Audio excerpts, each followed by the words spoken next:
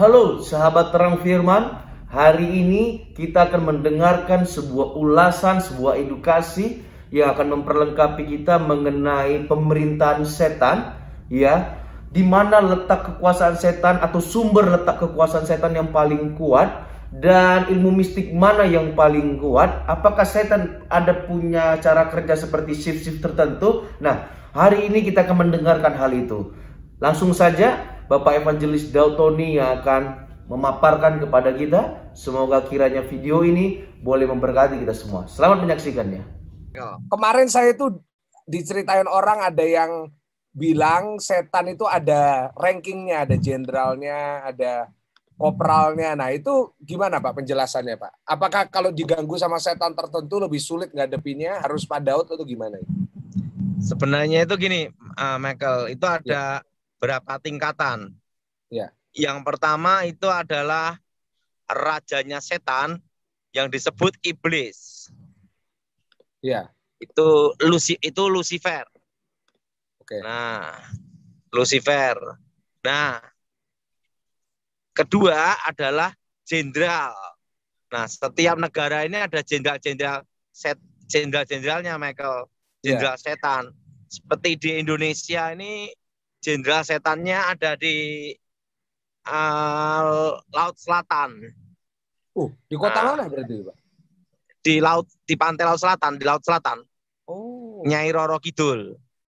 Iya, iya. Nah, yang ketiga yang disebut penguasa. Penguasa itu teritorial yang berhubungan dengan pulau. Iya. Nah, setelah itu baru namanya penghulu. Penghulu ini tingkat kayak kabupaten gitu loh, Michael. Sampai setan berarti ada kayak pemerintahannya, Pak? Iya, betul. Manajemen ini sangat teratur. Nah, setelah itu dari tingkat ini teritorial dari pulau, kabupaten, setelah itu ada lagi masuk ke tingkat yang namanya itu roh-roh jahat. Oke. Nah, roh-roh jahat ini ibaratnya itu kalau dalam ini namanya ini peleton. Oke. Nah, setelah itu yang paling bawah lagi itu adalah jin-jin. Ada banyak. Nah, ya jin-jin ini setan pangkat paling rendah. Nah, jin ini ya Michael ya, jin ya Michael ya. Iya. Jin ini disebut tingkat paling rendah itu kalau di dalam ini namanya unit, ya. Tim unit. Unit itu loh. Nah, itu setan yang paling bawah. Dan kerja setan itu 2 bagi 3 shift. Ada shiftnya, Pak? Iya, maka kan ada yang namanya ini loh, Michael. Ya. Ada namanya itu penunggu rumah. Terusan ada tempat pertigaan, ada pohon angker. Nah itu tempat pergantian shiftnya di situ. Makanya sering kejadian orang kencing atau buang besar di pohon besar. Iya Pak. Itu jin itu namanya. Termasuk harta karun itu banyak yang nunggu jin. Iya Pak. Iya. Jadi itu semua ada tingkatannya. Dan paling tinggi setan Lucifer, itu Michael. Ya, Pak? Paling tinggi Lucifer. Nah, Lucifer itu yang paling tinggi. Iya. Nah, itu halo?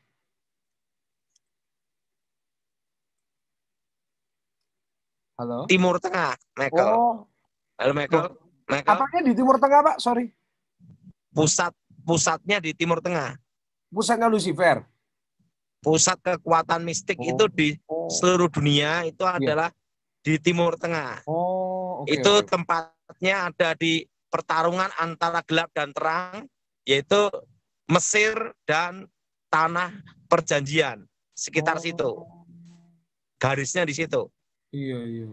Dari Mesir sampai tanah perjanjian. Nah, kira-kira tempatnya sekitar situ. Iya. Nah, setan ini kekuatan mistiknya itu, jadi kekuatan mistik itu pengalaman saya loh Michael ya. Iya, Pak. Di dunia supranatural itu kalau sekarang kan ada perkembangan zaman nih Michael ya. Iya. Nah, kalau dulu itu Cina, tapi sekarang kekuatan mistik itu yang kuat sekarang India. Oh. India. Iya, Pak. India. Iya, Pak. Nah, India itu kekuatan mistiknya banyak. Oh. Nah, kalau dulu kan Cina. Nah, Cina kan sekarang ikan jadi komunis kan ya. Iya. RRC ya. Iya, Nah, benar. itu. Tapi kalau kekuatan mistik yang sekarang ini India. Oh. Nah, setelah itu termasuk Indonesia. Tibet, Nepal itu jalurnya di situ. Oh, Indonesia enggak termasuk, Pak? Indonesia termasuk kuat tetapi tidak sekuat India. Waduh. Nah, kan Tibet, Nepal, nah itu Michael. Iya. Nah, Indonesia ini kekuatan mistiknya itu kebanyakan itu gabungan. Oke. Gabungan dari ini Michael, gabungan dari India, dunia roh. Ya. Jadi kekuatan mistik ini sudah beralih kekuatan banyak di India sekarang Michael. Oh, di Indonesia nggak segitu ya? Indonesia kuat juga, tetapi Indonesia itu banyak terpengaruh dari India juga. Asal-usulnya kerajaan zaman dulu, Michael. Iya. Jadi dari kerajaan zaman dulu itu ada pengaruh dari India, Michael. Iya. Nah, kekuatan mistik itu kebanyakan tuh adalah sinkretisme dari berbagai agama, Michael. Nah, kalau zaman dulu yang kuat kan dari India. Nah, jadi tingkatan roh itu ya, ini tingkatan roh itu yang paling bawah itu adalah jin. Iya, Pak. Nah, dari pengalaman saya keliling Indonesia ini kekuatan mistik yang paling kuat itu di Pulau Jawa. Wah, di Surabaya dong, Pak. Di Bali. Pulau Jawa, tetap Pulau Jawa. Iya. Nah, Pulau Jawa, kedua adalah Kalimantan. Oh, oke. Kalimantan, ketiga itu Bali, Michael. Oh, yang Bapak mau pergi nih? Iya. Nah, setan-setannya takut ini Pak di Bali, Pak. Iya, karena kalau di Kalimantan itu masih ada yang namanya itu suku-suku pedalaman, toh Michael. Iya. Nah, mistiknya mereka kuat. Iya. Itu Kalimantan. Nah, 1, 2, 3 itu Bali. Nah, keempat itu dekat dengan Surabaya, Madura. Waduh. Iya. Madura. Nah, tapi itu kan banyak sekali pergeseran karena terpengaruh oleh budaya dan juga kemajuan zaman, Michael. Iya, Pak. Jadi kalau di Surabaya ini dah kekuatan mistiknya tidak terlalu kuat, Michael. Iya. Banyuwangi itu ya lumayan kuat, tapi tidak sekuat Kalimantan gitu loh. Iya. Nah, Banten itu. Jadi itu ada berbagai macam tingkatan roh, Michael. Iya, Pak. Nah, dalam doa pengusiran roh, pengusiran setan, itu memang benar tergantung levelnya.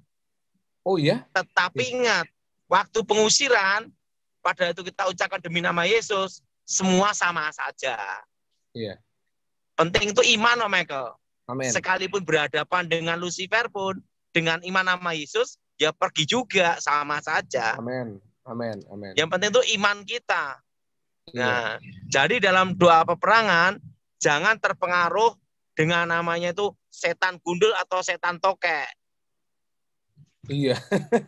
Jadi percaya bahwa kuasa Yesus lebih besar, nama Yesus berkuasa, gitu, Michael. Amin.